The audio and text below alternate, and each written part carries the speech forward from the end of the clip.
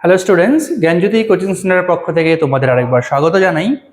আমি রাজীব স্যার এবং আজকে আমরা আলোচনা করব এসকেবিইউ ইউনিভার্সিটির আন্ডারে তোমরা যারা ফোর্থ সেমিস্টারের জন্য পড়াশোনা করছো পলিটিক্যাল সায়েন্স নিয়ে, তাদের জন্য আজকে মেজর পেপার 4 এর যে টপিকটা আছে আমাদের কাছে সেটা হলো যে প্রাচীন ভারতের রাজনৈতিক চিন্তাধারা কি ছিল। ঠিক আছে, তো এটা থাকবে তোমাদের মেজর পেপার 4 এর ফোর্থ সেমিস্টারের জন্য পলিটিক্যাল সায়েন্সে।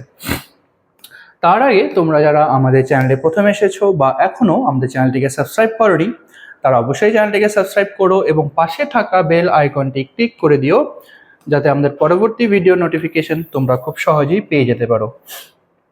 এছাড়া তোমরা যারা অনলাইনে আমাদের সাথে যুক্ত হতে চাও এবং আমাদের থেকে কোর্স পারচেস করতে চাও, তারা স্ক্রিনে যে দুটো নাম্বার তোমরা দেখতে পাচ্ছ, এই দুটো নাম্বারে আমাদের সাথে সরাসরি যোগাযোগ করে নিতে পারবে।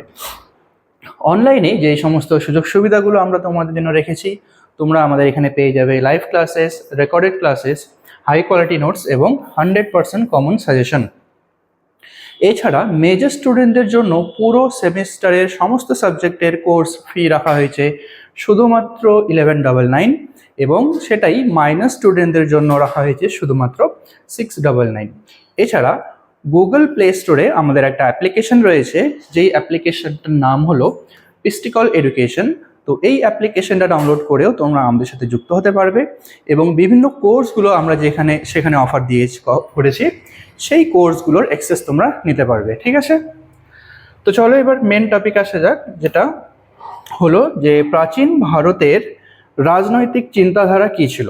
দেখো, তো প্রাচীন ভারতের রাজনৈতিক চিন্তাধারা অত্যন্ত সমৃদ্ধ এবং বৈচিত্র্যময় ছিল। ঠিক আছে, খুবই সমৃদ্ধ ছিল এবং সেটা অনেকটা বৈচিত্র্যময় ছিল। যে প্রাচীন ভারতের যে রাজনৈতিক চিন্তাধারাটা ছিল সেটা, এটি মূলত ধর্ম, দণ্ডনীতি এবং জনকল্যাণের উপর ভিত্তি করে গড়ে উঠেছিল। তো মেন যে প্রাচীন ভারত থেকেই বা প্রাচীনকাল থেকে যে রাজনৈতিক বিষয়টা, সেটা হলো ধর্ম, দণ্ডনীতি এবং জনকল্যাণ। ঠিক আছে, জনকল্যাণ মধ্যে সামাজিক কল্যাণ সমস্ত কিছু নিয়েই এই চিন্তাধারাটা সৃষ্টি হয়েছিল। তো দেখো, এখানে ধর্মের প্রাধান্য, তো ধর্মকে সব থেকে বেশি এখানে প্রাধান্য দেওয়া হয়েছিল, যেটা আগের থেকে প্রাচীন ভারত বা আদিকাল থেকে কিন্তু রাজনীতিতে ধর্মের প্রাধান্য ছিলই। প্রাচীন ভারতীয় রাষ্ট্রচিন্তায় ধর্ম ছিল মূল ভিত্তি। ঠিক আছে, তো রাষ্ট্র চিন্তাধারার যে মেন বা মূল ভিত্তি যেটা ছিল, সেটা কিন্তু ছিল ধর্ম। ঠিক আছে, এখানে ধর্ম মানে কেবল পূজা পার্বণ করা নয়। ঠিক আছে, ধর্ম বলতে যে শুধুমাত্র পূজা পার্বণ করা, সেটা কিন্তু এখানে বোঝানো হয়নি। এখানে বোঝানো হয়েছে পূজা পার্বণের সাথে সাথে সামাজিক কর্তব্য, ঠিক আছে, এবং ন্যায় নিষ্ঠা। তো এই সামাজিক কর্তব্য এবং ন্যায় নিষ্ঠাকে ধর্মের মধ্যে এনে এখানে যে রাষ্ট্রবিজ্ঞানের মেন যে প্রাধান্য দেওয়া হয়েছে, সেটা হলো ধর্মের মধ্যে এটা পড়ছে। ঠিক আছে, তো সামাজিক কর্তব্য এবং হলো ন্যায় নিষ্ঠা। রাজা থেকে শুরু করে সাধারণ নাগরিক সবাই ধর্মের অনুশাসনে আবদ্ধ ছিলেন। রাজা নিজেও ধর্মের ঊর্ধ্বে কিন্তু ছিল না। তো এখানে রাজা যিনি ছিলেন, তো তিনিও কিন্তু ধর্মের উপরে ছিলেন না, তিনি ধর্মের মধ্যে থেকে কাজকর্ম করতেন এবং তাদের যে মূল যে কাজটা ছিল, মেন উদ্দেশ্যটা ছিল, সেটা হলো সামাজিক কর্তব্য বা সামাজিক উন্নয়ন এবং হলো কি ন্যায় প্রতিষ্ঠা করা। ঠিক আছে, এই দুটো ছিল মূল ভিত্তি ধর্মের মধ্যে। আচ্ছা, দ্বিতীয় নাম্বার যেটা হলো দ্বন্দ্ব নীতি। এটা কি দেখো, যে রাষ্ট্র পরিচালনার প্রধান কৌশল ছিল দণ্ড। ঠিক আছে, বা শাস্তি দেওয়া কাউকে।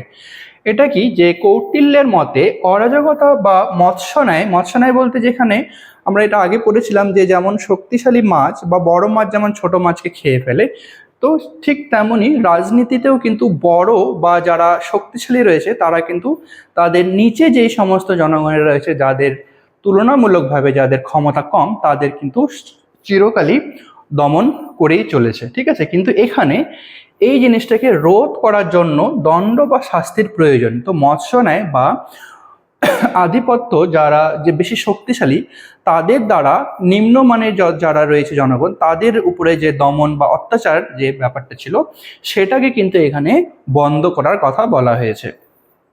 তো দণ্ড সমাজকে সুশৃঙ্খল রাখে এবং আইন অমান্যকারীদের শাস্তি নিশ্চিত করে। তো দণ্ড বা শাস্তি যদি না থাকতো, তাহলে কিন্তু সমাজে কারো কোনো ভয় থাকতো না। ঠিক আছে, তো এই ভয়টাকে বজায় রাখার জন্যই এবং যাতে সুশৃঙ্খলভাবে সমাজ পরিচালনা করা যায় এবং সেটা যেন আইন হিসেবে হয়, তো সেটার উপরে এখানে গুরুত্ব দেওয়া হয়েছে।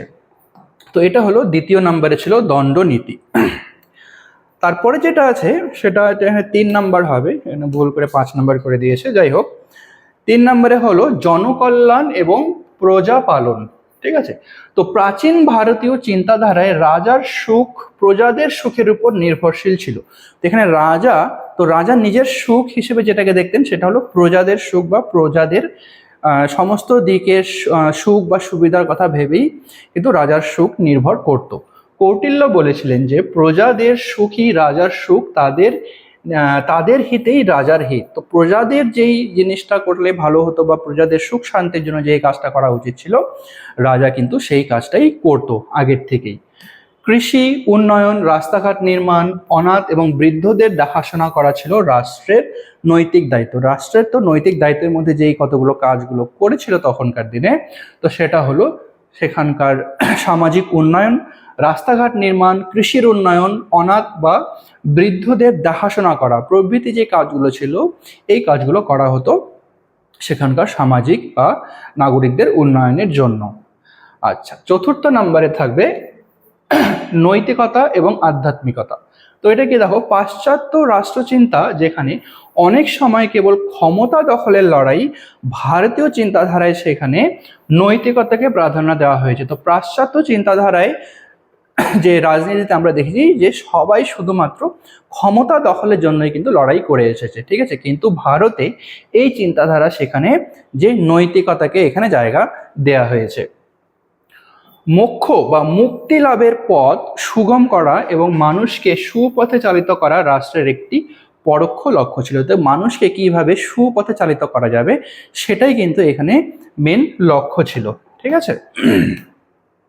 আচ্ছা, তারপরে 5 নাম্বার এটা হবে যে বর্ণাশ্রম এবং সামাজিক ব্যবস্থা এখানকার কেমন ছিল। দেখো যে তৎকালীন রাজনৈতিক ব্যবস্থা বর্ণাশ্রম প্রথা, যেমন ব্রাহ্মণ, ক্ষত্রিয়, বৈশ্য এবং শূদ্র, এই 4 ধরনের যে ডিভাইড করা হয়েছিল, ঠিক আছে, বিভক্ত করা হয়েছিল, তো এটাই এখানে বেশি প্রভাবিত ছিল। প্রত্যেক বর্ণের নির্দিষ্ট রাজনৈতিক এবং সামাজিক কর্তব্য নির্ধারিত ছিল, ঠিক আছে। প্রত্যেক বর্ণ আলাদা আলাদাভাবে তাদের রাজনৈতিক কাজকর্মগুলো করে যেত। এমন না যে ব্রাহ্মণরা যেই সমস্ত কাজকর্ম করে যেত সেই কাজকর্মটাই শূদ্রদেরকে করার অনুমতি ছিল, কিন্তু এটা ছিল না। প্রত্যেকেরই আলাদা আলাদা কাজকর্ম বিভক্ত করে দেওয়া হয়েছিল, ঠিক আছে। এটি সমাজকে স্থিতিশীল রাখার একটি উপায় হিসেবে দেখা হতো, ঠিক আছে। তো ব্রাহ্মণ, ক্ষত্রিয়, বৈশ্য, শূদ্র এই 4 ধরনের বিভাগে এগুলোকে ভাগ করে দেওয়া হয়েছিল এবং প্রত্যেক বর্ণের আলাদা আলাদা করে তাদের কাজগুলোকে কিন্তু বিভক্ত করে দেওয়া হয়েছিল। তো এটা ছিল তোমাদের আজকের আলোচনার বিষয়। ভিডিওটি যদি তোমাদের ভালো লেগে থাকে তাহলে অবশ্যই লাইক আর কমেন্ট করো। দেখা হবে পরবর্তী ভিডিওতে নতুন কোনো টপিক নিয়ে। ততক্ষণ পর্যন্ত ভালো থেকো, সুস্থ থেকো।